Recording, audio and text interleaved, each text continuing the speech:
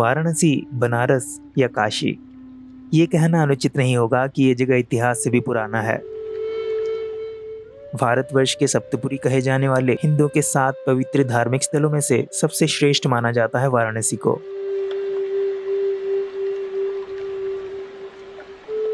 वाराणसी दुनिया का सबसे प्राचीन शहर है, जहाँ पे लोग हजारों साल से लगातार रहते आ रहे हैं।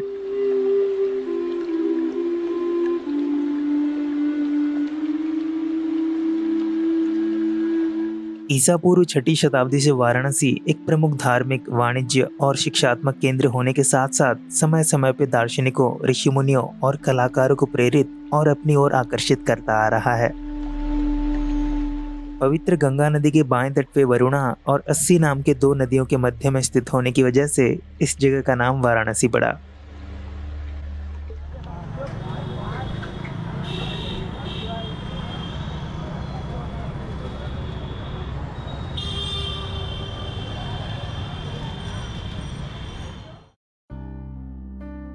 काशी और भगवान शिव को अलग रखा ही नहीं जा सकता। इसी को लेके एक प्रसिद्ध किंवदंती है। विवाह के बाद मां पार्वती और भगवान शिव काशी में रहने लगे थे, जो तब के राजा दिवोदास को पसंद नहीं था। राजा ने तपस्या करके ब्रह्मा जी को प्रसन्न किया और ये इच्छा जताई कि सारे देवगण अपने देवस्थान में पुनः निवास करें और काशी को नश्वरों के लिए छोड़ दें।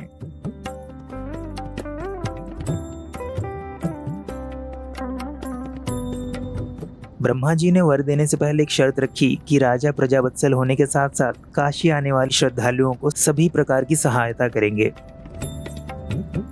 देवगणों के साथ साथ भगवान शिव को भी काशी छोड़ के जाना पड़ा, जिस बात से वो काफी दुखी थे। उन्होंने ये विचार किया कि राजा को किसी भी तरीके से गलती करने पे मजबूर किया जाए। उन्होंने पहले 64 योगिनियों को और बाद में सूर्य देव को काशी भेजा, लेकिन वहां की ऐश्वर्य और समृद्धि देख के वो इतने मोहित हो गए कि उन्होंने काशी में ही रहने का निर्णय ले लिया। उसके बाद शिव जी को ब्रह्मा जी की सहायता लेनी पड़ी, जिन्होंने भेष बदल के एक वृद्ध ब्राह्मण के रूप में राजा दिवोदास के पास जाके ये इच्छा जाहिर की कि उन्हें अश्वमेध यज्ञ का निष्पादन करना है। एक के बाद एक करके 10 अश्वमेध यज्ञ संपूर्ण हो गए राजा की सहायता से। जिस जगह पे ये यज्ञ संपादन किए गए थे, आज हम उसे दशाश्वमेध घाट के नाम से जानते हैं। वृद्ध ब्राह्मण रूपी ब्रह्मा जी राजा की सहनशीलता और निष्ठा को देख के प्रभावित हो चुके थे। उन्होंने भी काशी में रहने का विचार कर लिया। आखिर में भगवान विष्णु के ज्ञानोपदेश के बाद राजा ने खुद भगवान शिव को निमंत्रित किया काशी आने के लिए।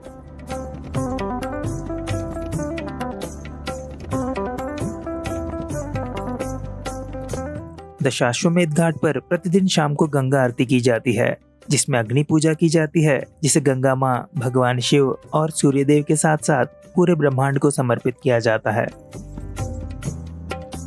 यह दिव्य अनुष्ठान शरीर, मन और आत्मा को शुद्ध करने के साथ साथ नकारात्मक ऊर्जा को भी नष्ट कर देता है।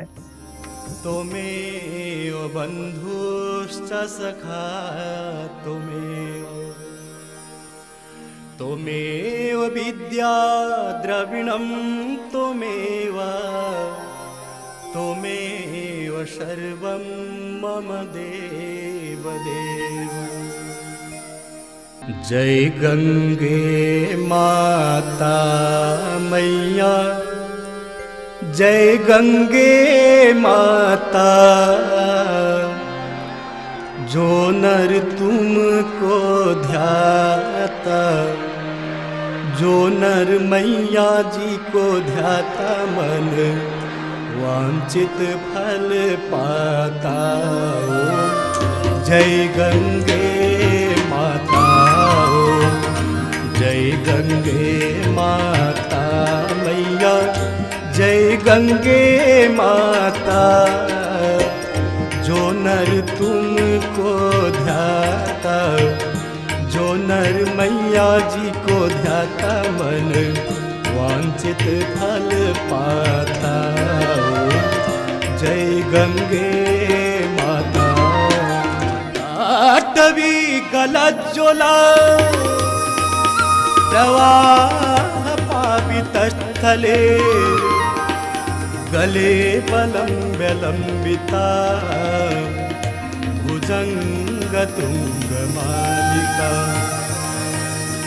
डमड्डमड्डमड्डमन्निनादवड्डमर्वयं चकार चण्डताण्डवं तनोतु नः शिवः शिवम् जटाटविगलज्ज्वलप्रवाह पावितस्थले कलेबलम्ब्य लम्बितां भुजङ्गतुङ्गमाले डमड्डमड्डमड्डमन्निनादवड्डमर्वयं चकार चण्डताण्डवं तनोतु नः शिवः शिवम्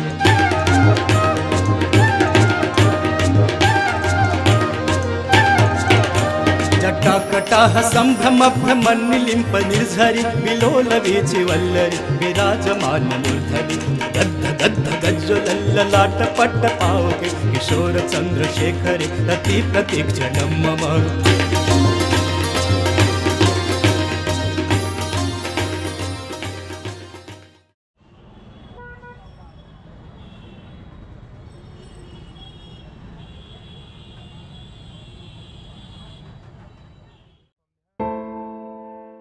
मणिकर्णिका घाट भारतवर्ष के सबसे पवित्र घाटों में से एक है। इस घाट का नाम मणिकर्णिका क्यों रखा गया, इसके पीछे कई सारे किंवदंती हैं। एक किंवदंती के अनुसार मां सती के कर्ण आभूषण इसी जगह पे गिरे थे जब भगवान शिव उनके जलते हुए शरीर को हिमालय की तरफ ले जा रहे थे। इस शक्तिपीठ में मां विशालक्षी और मणिकर्णी को पूजा जाता है। मान्यता यह है कि मणिकर्णिका घाट पे दाह संस्कार करने पे मृत व्यक्ति को जन्म मृत्यु के चक्र से मुक्ति मिलती है और मोक्ष की प्राप्ति होती है। यही विश्वास लेके आज भी बुजुर्ग यहाँ पे जीवन के आखिरी कुछ साल व्यतीत करने आते हैं। मणिकर्णिका घाट को महाश्मशान के नाम से भी जाना जाता है क्योंकि यहाँ पे प्रतिदिन 100 से भी ज्यादा दाह संस्कार किए जाते हैं।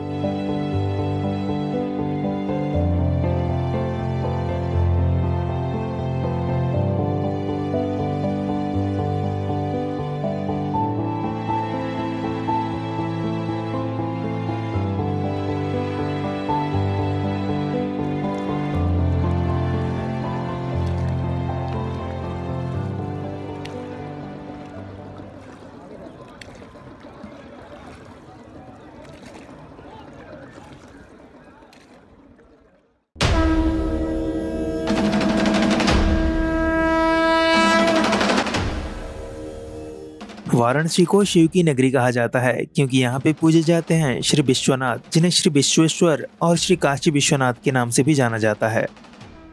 ये मंदिर भारतवर्ष के 12 ज्योतिर्लिंग मंदिरों में से है, जो कि एक स्वर्ण मंदिर भी है। ज्योतिर्लिंग का अर्थ है जहाँ भगवान शिव निराकार ज्योति के स्वरूप में स्वयं विराजमान होते हैं। ज्योतिर्लिंग स्वयंभू अर्थात स्वतः प्रकटित होते हैं। शिव पुराण के अनुसार जब भगवान विष्णु और ब्रह्मा जी के बीच ये विवाद हुआ कि उनमें से श्रेष्ठ कौन है, तभी इन ज्योतिर्लिंगों की सृष्टि हुई भगवान शिव के द्वारा।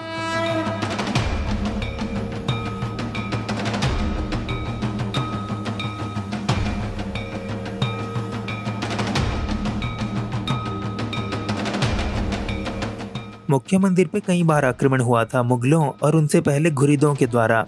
अभी जो मंदिर आप देख रहे हैं, इसका निर्माण सन 1780 में इंदौर की रानी अहिल्याबाई होलकर ने करवाया था। लगभग 50 साल बाद सिख साम्राज्य के महाराजा रणजीत सिंह ने 1000 किलो सोना मंदिर पे चढ़ाने के लिए अर्पण किया था, जिसकी वजह से आज इसे स्वर्ण मंदिर भी कहा जाता है।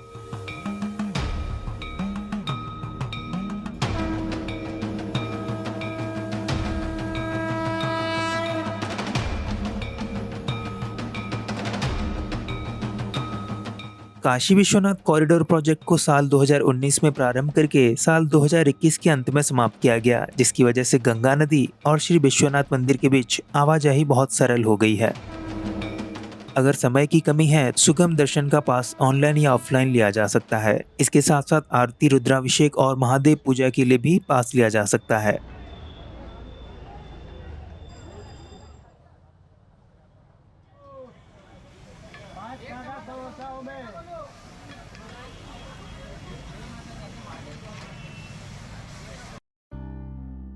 कलयुग में माता अन्नपूर्णा की पूरी काशी है और उनकी कृपा यहाँ पे हमेशा से बनी रही है। माँ पार्वती की एक स्वरूप देवी अन्नपूर्णा काशी में किसी को भी खाली पेट नहीं सोने देती।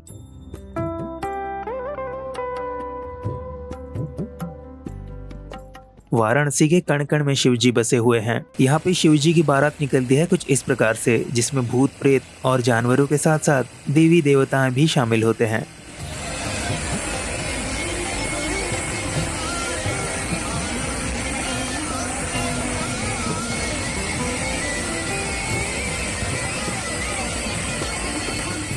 इस एपिसोड को यहाँ तक देखने के लिए बहुत बहुत शुक्रिया। मिलते हैं बहुत ही जल्द ऐसे ही किसी अच्छे से एपिसोड में। तब तक के लिए bye, take care and keep travelling.